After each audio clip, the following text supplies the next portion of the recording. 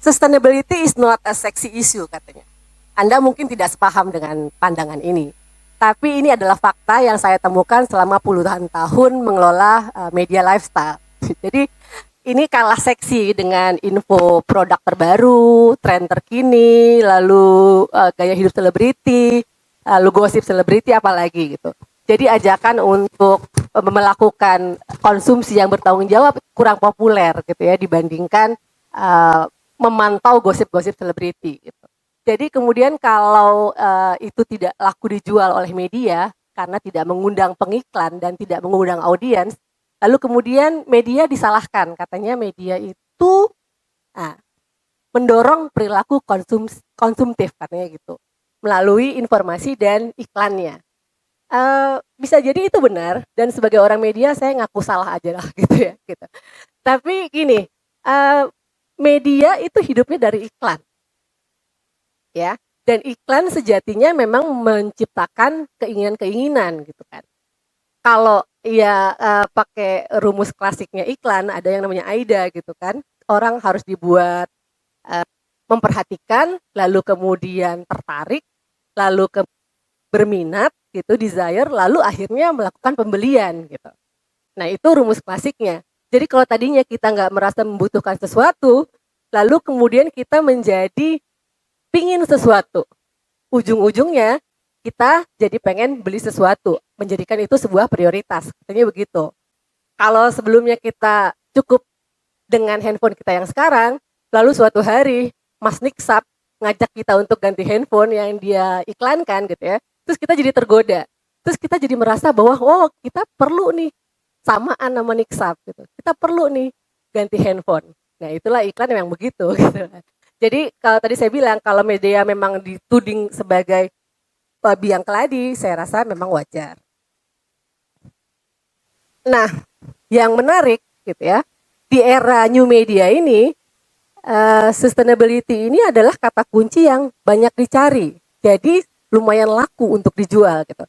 Dan era ini juga ditandai oleh bermunculannya para content creator gitu ya, yang banyak menyuarakan isu-isu keberlanjutan gitu ya. Lalu ada di sini misalnya ada individual influencer, lalu ada komunitas, lalu ada korporasi. Korporasi sekarang juga sudah lebih pintar. Mereka nggak cuma memamerkan kegiatan CSR-nya gitu ya, terus pamer-pamer juga. Mereka mulai menggunakan own medianya, sosial medianya untuk mengedukasi masyarakat gitu. Jadi mereka melibatkan masyarakat dalam kegiatan CSR-nya. Itu penting gitu, bukan hanya ayo nih perusahaan kami nanam mangrove gitu ya, enggak gitu, tapi mereka mulai mengedukasi masyarakat itu sesuai dengan pilar SDGs-nya mereka gitu. Lalu kalau komunitas biasanya melakukan mengkritisi gitu ya perilaku yang tidak beretika. Jadi lalu juga memberisiki pembuat kebijakan gitu ya untuk mengeluarkan kebijakan-kebijakan yang pro keberlanjutan. Nah, kalau influencer individual biasanya banyak mengajak audiens untuk menerapkan gaya hidup berkelanjutan gitu ya, perilaku konsumsi yang bertanggung jawab. Itu salah satu yang akan saya bahas di sini. Oke. Dari tadi saya bilang responsible consumption itu sebenarnya apa gitu yang mau disampaikan.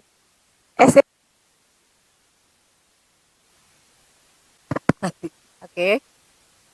Esensi dari responsible consumption gitu adalah menyadari bahwa pilihan konsumsi kita dalam berbagai aspek kehidupan itu berpengaruh, memiliki dampak pada lingkungan sosial dan lingkungan alam kita gitu ya. Itu sederhananya seperti itu. Lalu manifestasinya apa? Manifestasinya kita mempertimbangkan konsumsi kita dalam berbagai aspek, misalnya dalam soal transportasi, lalu dalam soal fashion, dalam soal konsumsi makanan, dalam banyak hal, gitu, dalam banyak hal manifestasinya. Kita misalnya disarankan untuk memilih produk yang pro lingkungan, yang ramah lingkungan. Lalu juga membeli dari produsen yang beretika, yang pro keberlanjutan, gitu. Dan yang satu hal juga yang penting adalah kita mengkonsumsi sesuai kebutuhan. Sulit emang, gitu ya.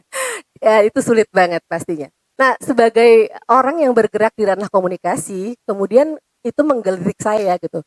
Eh, Masalahnya gini, kita hidup di dunia, di kultur yang mengagungkan kepemilikan. Jadi tingkat kesejahteraan orang tuh diukur dari seberapa banyak dia punya sesuatu gitu kan. Ya kan? Kalau semakin banyak semakin sejahtera gitu. Jadi mindset itu udah tertanam. Anda tentu paham begitu, Anda tentu sepakat bahwa tidak mudah mengubah mindset yang sudah terlanjur mengakar gitu ya. Jadi sebagai orang komunikasi itu menggelitik pertanyaan saya, gimana caranya gitu ya, komunikasi yang strategik gitu ya, komunikasi yang efektif untuk mengajak orang menerapkan perilaku konsumsi yang bertanggung jawab dan menjadikan itu sebuah pilihan gaya hidup yang menetap gitu. Itu tantangannya. Gitu. Gimana caranya? Oke, sebelum kita membahas lebih lanjut, izinkan saya untuk mengajak Anda menyepakati dua hal ini. Mohon maaf sebelumnya saya agak flu jadi suaranya gitu. Oke, komunikasi itu membentuk persepsi dan value. Minggu lalu saya datang ke sebuah festival yang diadakan oleh sebuah sekolah dasar di Jaksel. Namanya Festival Lantang gitu ya. Itu sebenarnya acara perpisahan sekolah gitu, tapi mereka mengambil tema mencintai bumi gitu. Jadi sebenarnya anak-anak kecil ini dari kecil banget sudah ditanamkan nilai-nilai untuk mencintai bumi gitu. Harapannya kalau dari kecil mereka dapat terpaan itu, nilai-nilai itu akan terus dibawa hingga mereka dewasa. Narasi yang konsisten akan membentuk pemahaman terhadap sesuatu. Dan kalau dalam perspektif komunikasi lingkungan, persepsi kita terhadap lingkungan akan mempengaruhi tindakan dan sikap kita dalam menyikapi masalah-masalah lingkungan. Gitu. Sepakat ya Bapak Ibu, mudah-mudahan. Oke. Lalu yang kedua, yang berikutnya,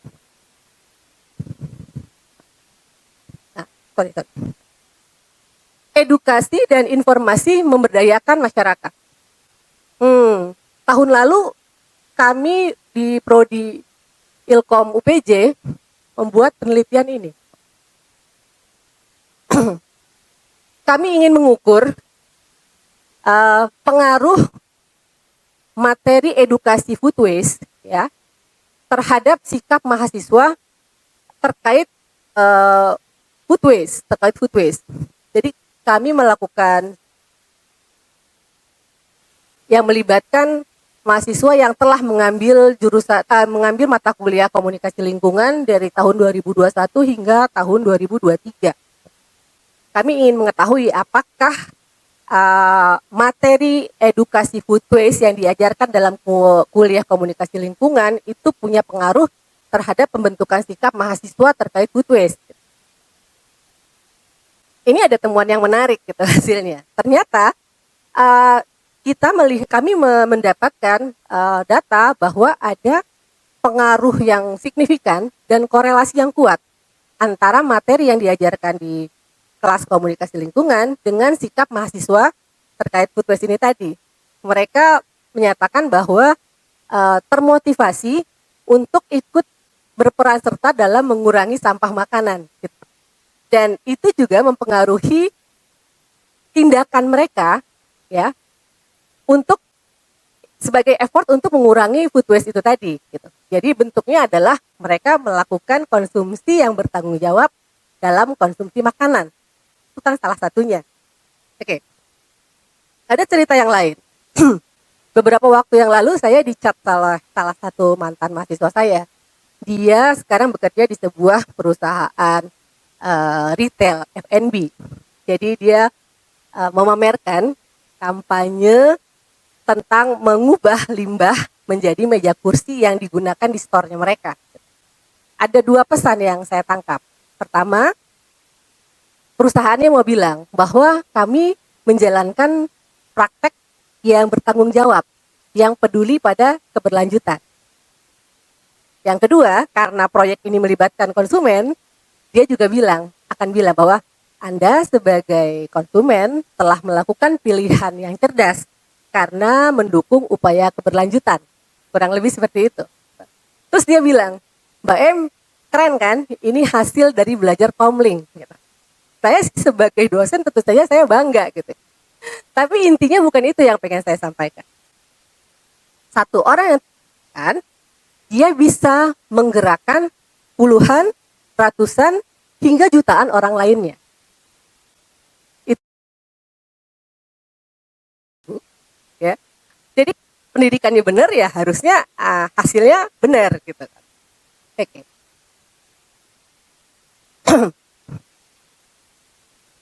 Nah, lalu balik lagi ke pertanyaannya tadi, gimana caranya membuat orang tergerak melakukan konsumsi yang bertanggung jawab gitu ya. Bagaimana itu bisa menjadi gaya hidup yang dipilih gitu ya di era yang di antara pilihan-pilihan lain yang lebih menggoda gitu. Nah, kalau kita pakai frameworknya komunikasi itu secara teori melibatkan 4 unsur gitu. Ada SMCR, anak komunikasi pasti udah hafal luar kepala gitu ya. Ada source, message, channel, lalu receiver gitu. Di sini saya akan mencoba menggunakan terminologi yang lebih populer dan lebih kontekstual di era new media ini gitu ya. Komunikasi itu adalah the right communicator gitu ya, at the right moment with the right platform gitu. Di situ kemudian ada unsur audience, ada unsur message, lalu ada unsur values-nya gitu. Oke. Nah, tapi kan kita perlu juga menetapkan dulu dan kita harus tahu bagaimana kita bisa mengukur bahwa komunikasi yang kita lakukan itu efektif. Goals-nya harus terukur. Dan kalau untuk masalah ini gitu ya, untuk mengkomunikasikan soal konsumsi yang bertanggung jawab, menurut saya goals-nya gitu ya, objektifnya tidak boleh berhenti hanya informatif. Komunikasinya harus bersifat persuasif, harus bisa mengubah perilaku gitu. Jadi paling enggak dia harus bisa mendorong perubahan sikap dan perilaku. Dia juga harus bisa meningkatkan awareness orang tentang pentingnya konsumsi yang bertanggung jawab itu. Lalu dia juga harus mendorong tindakan nyata. Lalu komunikasinya juga harus bisa menghubungkan pilihan-pilihan yang ada gitu dengan masalah sosial dan lingkungan gitu. Lalu juga komunikasi itu harus bisa mendorong gerakan kolektif gitu ya untuk perubahan dan juga ngeberisikin itu policy makernya gitu. Bagaimana kita lewat komunikasi itu bisa mendorong tindakan yang responsible consumption ini. Oke.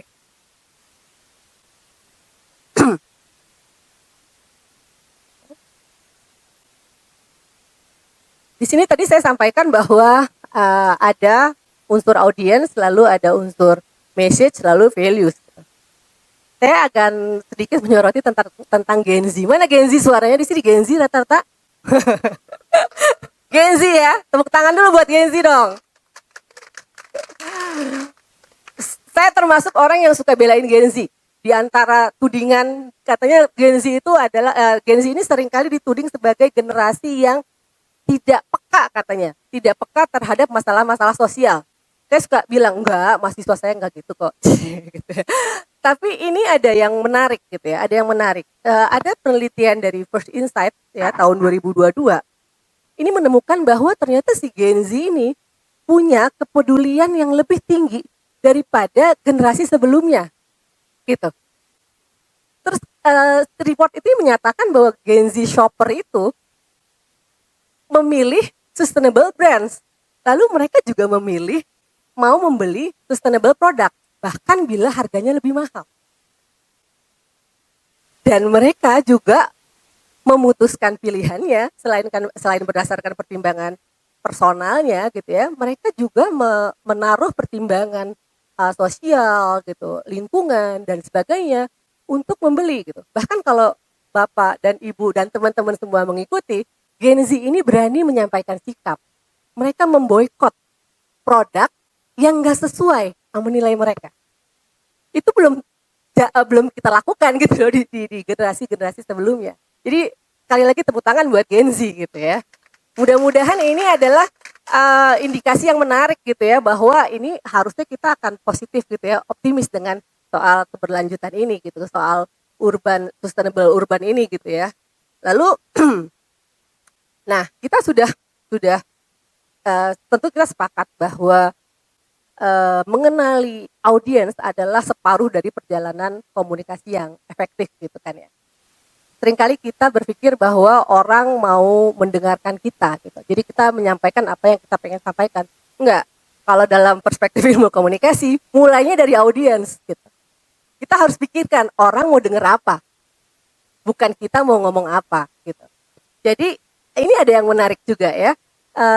Saya nggak akan bicara detail bagaimana mengemas pesannya karena itu sangat relate dengan siapa audiensnya. Tapi ada substansi pesan yang saya rasa penting untuk disampaikan.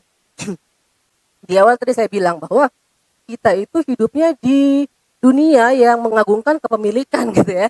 Jadi selalu pesannya adalah it's good you have apa gitu.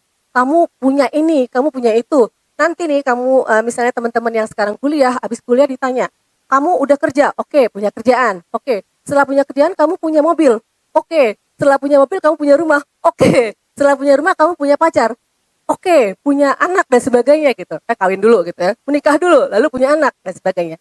Jadi selalu diukur dengan kepemilikan. Seberapa banyak yang kamu miliki. Nah, narasi ini yang menurut saya, kalau kita pengen bicara soal konsumsi yang bertanggung jawab gitu ya, narasinya harus shifting ya. Dari soal tadi to own dan dari quantity, lalu pindahnya ke ngomongin benefit. Benefitnya buat siapa? Bukan cuma benefit sebagai pelaku, tapi benefitnya terhadap sosial, lingkungan sosial dan lingkungan alam kita gitu loh. Itu narasi yang harus disampaikan bahwa pembelian kita ternyata membuat penumpukan sampah gitu. Bahwa pembelian kita ternyata meracuni air misalnya kayak gitu. Gitu. Jadi harus diubah narasinya. Quantity ke quality gitu. Itu yang penting gitu. Benefit. Jadi jangan lagi berkutat di situ. Ini masih panjang pada perjalanan saya. Dari message tadi lalu kita juga kemudian mungkin Bapak Ibu pernah lihat ini. Tagar ini, you only need one katanya. Emang bisa? Nggak tahu. Menurut Anda bisa atau enggak? Tapi sebenarnya ini ajakan untuk bertanggung jawab dengan pembelian kita. Kalau orang sinis biasa bilangnya medit, kere, mesake gitu kan ya. Gitu. Padahal ini adalah ajakan untuk lebih menyadari konsumsi kita gitu. Nah, intinya adalah kita diajak untuk menyadari bahwa konsumsi kita berpengaruh kepada lingkungan sosial kita dan lingkungan alam kita gitu. Jadi karena sebenarnya saya ada banyak hal yang ingin saya sampaikan, tapi saya akan tutup saja sharing saya hari ini. Kita sebagai pembeli dalam hal ini punya kekuatan untuk memilih dan pilihan kita hari ini menentukan kondisi bumi kita yang kita tinggali ini gitu ya. Jadi kita perlu menyadari bahwa apa yang harus kita nikmati hari ini harus bisa juga dinikmati oleh generasi berikutnya. Sekian, Assalamualaikum warahmatullahi wabarakatuh.